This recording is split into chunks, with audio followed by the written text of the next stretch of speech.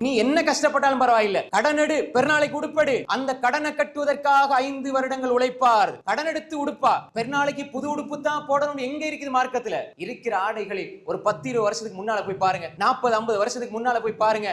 என்ற வாப்பா ஒரு நல்ல உடுப்பு போட்டு இருக்க மாட்டார். பழைய வெள்ளை உடுப்பு இருக்கும், வெள்ளை சாரம் இருக்கும். அதை எடுத்து கழுவி அயன் பண்ணி போட்டு பிள்ளைகளுக்கு ஒரு உடுப்பு வாங்கி கொடுத்து கூட்டிட்டு வருவார். அன்புக்குரிய சகோதரிகளை, தாய்மார்களே, அந்த நேரத்தில் இருந்த தாய்மார்கள் புரிந்து கொண்டார்கள். இன்று நாம் தொலைத்தொடர்பு சாதனங்கள், வாட்ஸ்அப் என்று, பேஸ்புக் என்று எல்லாத்தையும் பார்த்து அந்த கடையில இது இருக்குது, இந்த கடையில இது இருக்குது, இப்படியான விடயங்கள், இப்படியான இதுகள்லாம் இருக்குது, ஆஃபர்ல கிடைக்குது, அங்க கிடைக்குது, அவங்க இப்படி உடுப்பெடுக்கிறாங்க, இந்த வீட்டுல உடுப்பெடுக்கிறாங்க, பக்கத்து வீட்டுல உடுப்பெடுக்கிறாங்க, எல்லாம் தெரிஞ்சு, இப்படி எல்லாம் தெரிஞ்சு கணவனை சித்திரவதைப்படுத்தி அவர் என்ன செய்வார்? கடன் எடுப்பார். இந்த நோன்பு அடுத்த நோன்பு வரை கடனை கொடுக்காமல் இருப்பார். ஆனால் யார் கடனாளி ஆக்குனது? மனைவி. அதே மனைவி சொல்லி இருந்தால், எங்களுக்கு இந்த முறை உடுப்பு தேவையில்லை, அல்லது இப்ப உங்களுக்கு கஷ்டமா இருக்குது, அடுத்த முறை பார்த்துக்கொள்வோம், நீங்க கொஞ்சம் பொறுமையாயிருங்க, நாங்களும் பொறுமையாயிருப்போம். பிள்ளைகளையும் கூப்பிட்டு, வாப்பா பாருங்க எவ்வளவு கஷ்டப்படுறாரு, வாப்பா உங்களுக்காக வேண்டி தான் உழைக்கிறாரு, காலையில போனாரு, இரவையில வாராரு, இப்படியெல்லாம் யாருக்கா கஷ்டப்படுறாரு? ஒன்றுமே சொல்லாம வாராருமா, அவ்வளவு கஷ்டப்படுறாரு, வாப்பா வெளியே போனா. அந்த மனைவி பிள்ளைகள்கிட்ட சொல்லி அந்த உள்ளத்தை பக்குவப்படுத்தி குடும்பமாக அந்த பிள்ளைகளை வந்து சொல்லணும், என்ற வாப்பா சின்ன பிள்ளைதான் சொல்லுது, என்ற வாப்பா நீங்க கஷ்டப்படுறது தெரியுமாப்பா, நீங்க இப்படி எல்லாம் ஏச்சு வாங்குறீங்க தெரியுமாப்பா, ஆனா நீங்க ஒரு காலமும் எங்களுக்காக கடன் எடுக்க வேண்டாம், எங்களுக்காக நீங்க கடனாளி என்ற பேரை வாங்க வேண்டாம் வாப்பா, இந்த முறை நாங்க இப்படி பெருநாளை கொண்டாடுவோம் என்று சொல்லி நீங்க உங்களோட பிள்ளைகள்கிட்ட சொல்லி வளர்த்து பாருங்க.